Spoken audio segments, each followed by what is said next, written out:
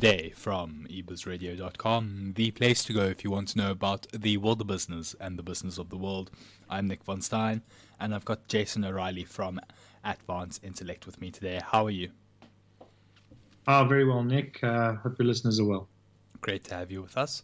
So, we've spoken a lot about the company and how it operates, but we want to go a bit more in detail today about some of the trends that you guys have seen in your data from COVID-19. So that's the topic for today's conversation. Where would you like to start? Well, I think we're seeing a couple of really interesting things happening at the moment, and yes, we've spent a little bit of time on the business and how we're trying to change some paradigms, obviously in the market, and how people are trying to defend themselves against invisible threat actors. But I think I thought let's get away a little bit from what we're doing as a business, and let's talk about what's happening in the market and what we're seeing happening with organizations, because I think there's a lot of talk at the moment about how we're seeing cybercrime increasing and why we're seeing cybercrime increasing. I think it's definitely worth a good talk, and I think also at the same time just give your viewers a little bit of understanding about what can be done just to do some of those simple things to make sure they don't fall victim to some of this challenge. So then let's go into it. What's some of the data that you're seeing? Absolutely. So I think one of the things that we've seen is there's wherever you go in my industry, and also I think you can't help but click on your local publication and on the internet and see what's happening is I think over the last 3 weeks we've seen some really interesting data breaches, specifically of large companies, which is interesting, right? Because I think a lot of the time, when we're talking about being cyber savvy, we've got to understand that there's a level of complexity to that, and I think not everybody understands it. But when we look at the corporate companies and the organizations that protect the customer information, we ask ourselves the question, well, how did they get breached? And there's two companies, unfortunately, in the news, and I recently wrote a little article about it. As we had Telkom about 2.5 weeks, 3 weeks ago, unfortunately experienced a ransomware attack, and as of late we've got Life Healthcare, right? When you look at us versus the globe, there's a trend, and the trend towards healthcare, telcos, utilities, all those services that are critical for us, we're seeing they're becoming targeted entities. Unfortunately, for some reason, I don't think it's that we don't pay attention. We like to gather the information, but for some reason, we don't think it's going to happen to us. And I think the most important thing that we can advise the listeners and people who listen to the podcast is, it can happen to you. We have a little slogan in our industry, which it's not a matter of if, it's a matter of when.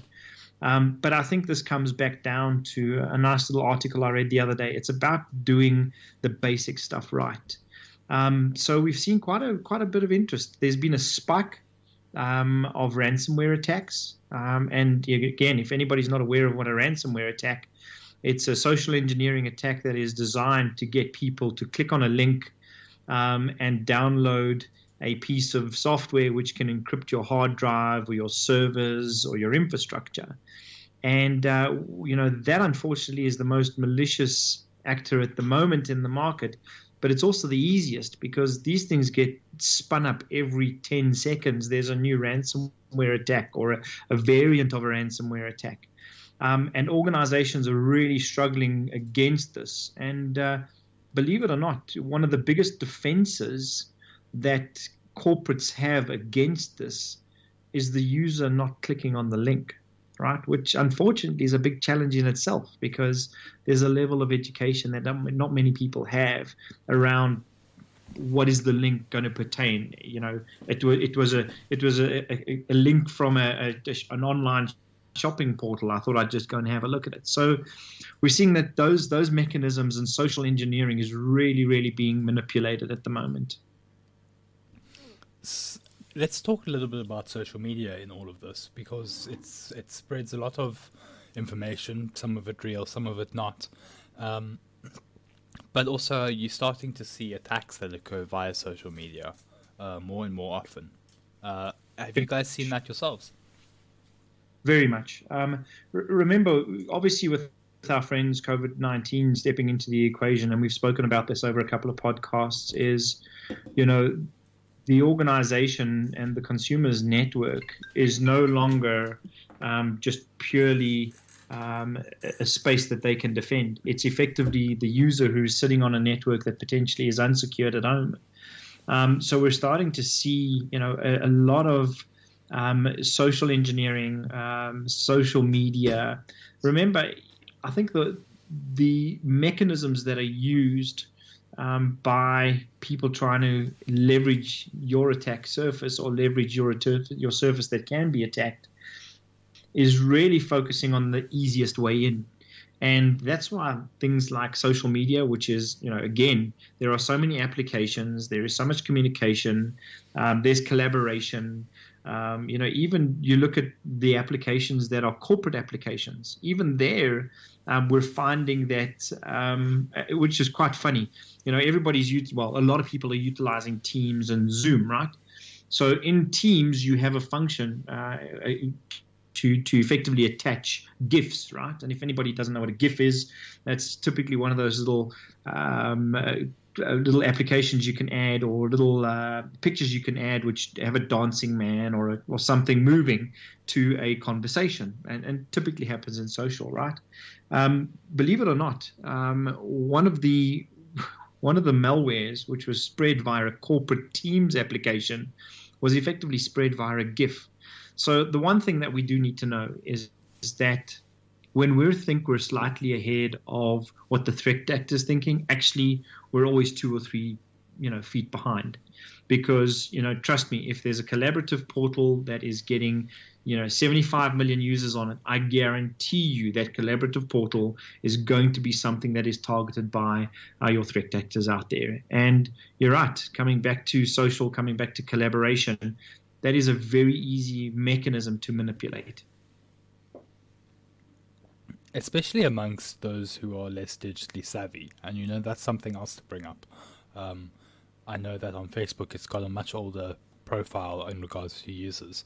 And so that's why you see so much more fake news, because people just click and share or tell their friends, and they often are of the older generations. I think younger people are a bit more critical than older generations.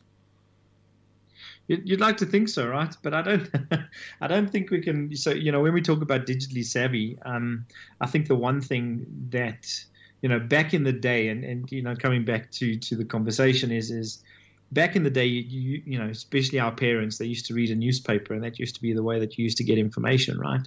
When you look at things like Facebook, and you look at the concepts around Facebook, that's everything from stalking to catfishing to all the relevant terminologies related to it. It all comes back to the age-old thing of social engineering, right? So whether it's fake news or it's misleading news, or it's ultimately, at the end of the day, it's trying to make sure that it gets the most views, it gets the most likes, and what a better place to embed some type of malicious code or some type of code that can access systems than creating drama on a platform that everybody wants to read about the drama, right? Yeah, it's all about those clicks, Correct. And unfortunately, I think what we're seeing from the platforms, and I think getting back to Facebook and Google and all the relevant platforms that are utilized today, is there is a level of security that is practiced by these organizations. The challenge comes in is you have a number of people utilizing the application, and when you do have that scenario, it's always going to be misused in some way, shape, or form. And in this case, what a better way to get somebody's credentials, get somebody's private information, download spyware, upload a keylogger. It is the most prolific way and the easiest way to be able to leverage it, whether you are cyber savvy or not, or digitally savvy or not. We've seen some of the most cyber savvy people click on links or attach documents. It absolutely happens. That's the thing. Of course it happens. Yeah. Yeah, Because because the people that are propagating the attacks, they themselves are tech savvy, or generally more tech savvy than the average person, and so they'll find ways to get you to click. well, and remember, there's an again, in our security awareness strategy, one of the things that we talk about is people's culture and organization culture, and how do you influence culture. I think the other component comes in is the emotional side of things. One of the things that we have seen is some of the most successful ransomware or spyware or adware or keylogger software appeals to the emotional side of the human being, right? So when you look at, and great examples are Christmas time, tax time, Easter, all the things where people are probably not as vigilant as they should be. We sort of let our guards down during happy time, right? And if there is something that really sounds cool and something that really can benefit us, or there's money on the way, or Mr. Johnson has left you $50 million, there's Yeah. our friends 419. The point is this, is that if there is an emotional connection to an email that you are reading, the suggestion is read it twice, read it 3 times, check that link, make sure that you're doing the right thing, and it doesn't. There's always that old saying, right? If it seems like it's too good to be true, it can't be true, right? So, and I think the point is it comes back down when we talk about social engineering, it's the ability for somebody to manipulate your emotions. And when you look at organizations, probably what we've seen, I think there's still that statistic we spoke about, that 94% of all attacks at this point in time come through email. 94%. And that just tells you that, again, that is a vector that needs to be looked at very seriously, and hence we've looked at things like artificial intelligence and making sure that the mail comes from where you should be coming from and those kind of things. But the point is this, is that if we know that 94% of all attacks that happen in businesses, whether they're ransomware or otherwise, come from the email, it just means customers need to be doing something a little bit more in that area as well. One thing that I've personally experienced, the one time that I've fallen for something, was when it was sent from, when it was sent from an account that I trusted, and I didn't even look at the link. I just clicked, and I think that's where my mistake was, because their account had been hacked itself, and I just we interact on a weekly basis through our respective businesses. Yeah. And it was just that one slip up. Well, listen, you know what? Unfortunately, there's many small businesses that have fallen prey to fraud like that, right? So you have a concept which is called email spoofing. So if organizations don't specifically have a certain piece of technology associated to their email, which is called DMARC, there is a very great likelihood that that email address can quite easily be spoofed. And when we say spoofed, it just means replicated. So it might look like it comes from John Smith. It might seem like it comes from John Smith, but actually it's not coming from John Smith. It is a spoofed email address. And we see a lot of that spoofing going on at the moment. In fact, one of the services that we work on quite nicely with our customers is looking at this digital footprint. And we spoke about it previously as well, is this whole offensive look at your business as to, if I was an external entity looking at you or your business, what would I see? And this is the most amazing thing. When you go and utilize these services and you have a look at how many corporate email addresses are used to access social media, the likelihood is that your password and your username are going to be pretty similar as well, right? So, when you think about how people are hacked and potentially how they're spoofed, those email addresses are readily available. And spoofing the email address isn't a difficult thing. So, the statement is always this, is whether it comes from a trusted source or not, always try and verify. I think this is the challenge we have, Nick, is we fall into this trust space where if there is an email coming from the CEO, well, it's coming from the CEO, right? Yeah. You've got to trust it. And believe it or not, when you look at how social engineering and manipulating and spoofing can happen, the best thing to do is to spoof somebody's email address who's really high up in the organization. The chances are you're going to be far more successful in getting somebody to do your bidding when it comes to downloading something or opening an application or opening up an executable. And I think these are a lot of the things that people don't understand.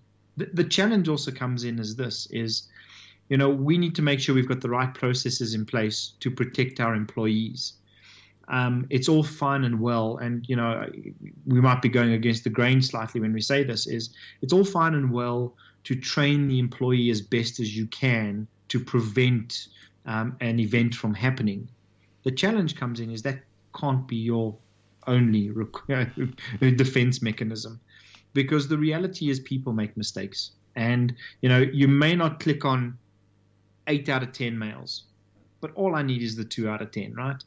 And I think that's where organizations, we have a tick box mentality where it effectively says, in order to run a really successful cybersecurity program, I need the following 10 things, right? And if I've got those following 10 things, I should sort of be okay. I'm sort of doing the best I can. I think the paradigm shift needs to be, let me look at those 10 things. Let's see how many of those things can be automated, how many of those things can be injected with some type of intelligence, and then more importantly, try and enable the user better versus relying on the user in order to stop something like a ransomware attack. And believe it or not, a ransomware attack is just one of those things that is really a big challenge for any organization to prevent. If you're not utilizing something like an artificial intelligence engine to look at where the mail's coming from, is it regular behavior? Is this a trusted user? How often do you hear it from the trusted user? Then it really shouldn't be allowed in the organization. And don't get me wrong, you'll get a couple of false positives, but I think most organizations would rather take the risk of a couple of false positives versus having a number of attacks in their environment and then trying to figure out how do they clean up the mess afterwards. And how do you clean up the mess afterwards? Like, you've spoken so much about the preventative side, but what happens when something does come up? Well, absolutely. I think you are spot on, right? So I think when we started our business, one of the critical things that we spoke about is, who do you go to when, you've had a ransomware attack or, you've got this problem in your business. And a lot of the time, as we've said before, probably go to the vendor that you best rely on. Because that's the best place to go. But more importantly, it is about practicing the right things that you need to in order to recover from a ransomware attack. So typically what we advise and most people advise today is make sure that your backup strategy is where it needs to be. Your backup strategy is the most important defense against a ransomware attack. Because again, if you think about data that is on a server or on a workstation or on a device, if it hasn't been backed up, and it does get manipulated, and you do have very important information there, whether it's customer information or it's company IP. The reality is you're at the will of that ransomware holder, right? We've seen a couple of organizations. In fact, I was listening to a video the other day where somebody actually paid the ransom. The problem is once you paid the ransom, they're just going to find a different vector to get into the organization and try and do it again. So, the point is this, is organizations should look at, and people should look at, new age type technologies that are coming out at the moment. We're finding that the preventative rate of new age type technologies are really starting to prevent the things like ransomware, prevent the things like denial of service attacks. And it's important because, and I think we've mentioned this before, we can't fight a software problem with people. We've got to fight a software problem with software. And I think, that for me is critical. I'd love to say to the user community, make sure that your vulnerabilities are updated, make sure your systems are patched. It is so tough out there. When you think about any organization at one given time can have 1,000 applications that the users access in a month, right? How are you going to make sure that every one of those are patched? We know that our customers are struggling with patching. They are significantly struggling with patching. So the point comes down again is, you've got to have a look at your business as if you were a hacker. How could I get in? How could I access the information? And if you take that a look and you're not too sure whether you can, reach out to people like Atvance Intellect. There are a bunch of organizations out there that can help you have a look at your company as if they were a hacker, and then assist you to make sure that you minimize that what we would call that footprint of being attacked. And it's not relevant for everybody. If you're a 5 user, yet you're doing 10 million rand turnover, you've still got to have a look at your business and make sure that you've got the right mechanisms in place. In smaller users, just make sure your antivirus is up to date. Make sure your firewall or your unified threat management solution is up to date. Those are the critical things that happen. The problem is most ransomware is what we term as 0 day. So it is written before any of the vendors can create a signature for it, right?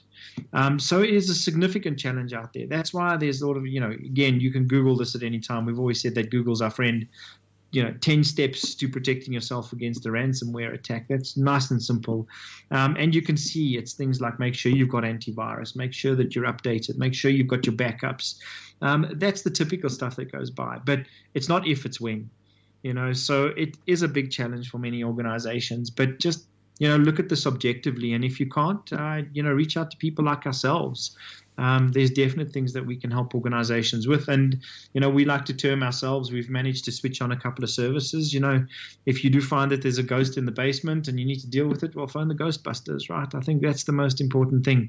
There are people that can help in the industry. Atvance Intellect is one of those. And again, if people find themselves in a space where they're not too sure what to do, there are a number of organizations that they can reach out and get some help with. Jayson, is there anything else you'd like to add to the conversation? No, I think, just to the users out there, just stay safe, be cyber savvy. If it doesn't look like it's a legitimate mail, if it doesn't look like a legitimate application, just be safe. I think the challenge we're seeing out there is you're far more susceptible working from home and working in a remote environment. You're not even going to a coffee shop now because we know they're not open. But ultimately, the point is that even though you're working from home and you're stuck behind your router, the most important thing at the end of the day is making sure that ideally you're not clicking on anything suspicious. Because remember, in order to become infected, the adversary wants you to do something. They want you to click on something. There's got to be an action. We have seen Fileless Malware coming out pretty recently as well. So the guys are clearly thinking about how they're going to stop you from clicking, and they can just come into the environment. But today, the most important thing is think before you click. Try and exercise as much caution as possible. If you're walking in a street in Heilbrow, you're always looking over your shoulder, right? No disrespect intended to the Heilbrowans. But, if you're in Heilbrow or you're somewhere that isn't safe, you're always looking over your shoulder. Our suggestion is when you're on the internet, just make sure you're looking over your shoulder. That's all. And lastly, contact details for Atvance Intellect. Yeah, absolutely. You can reach us on the web, which is www.advanced-intellect.co.za. You'll find all of our contact details there, from our data analytics business to our cyber business. And then more importantly, my email address, any questions whatsoever, it's Jayson, Jayson, .O'Reilly, OREILLY, @advanced.co.za. Jayson O'Reilly, thank you so much for your time today. Nick, and thank you. Keep well.